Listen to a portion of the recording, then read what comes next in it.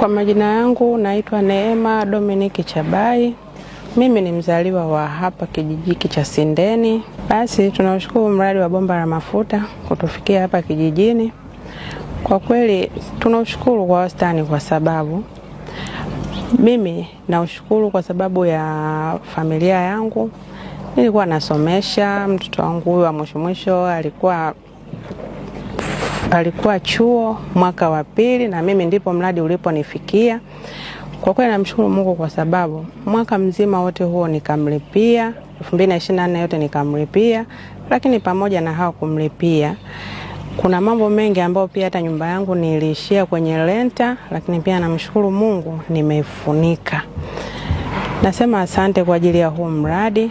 Lakini pamoja na hayo pia vipo vimiradi vidogodogo, kuku, na sasa hivi nafaidika pia na kuuza mayai. Kuku ni wanaongezeka, namshukuru Mungu. Na pia nimeongeza na vifaranga wengine ambao ni mabroiler. Nashukuru pia kwa ajili ya kuuza, ili wakiwa wanakuwa nitauza. Pia utakuwa unaniongezea faida zaidi katika familia yangu.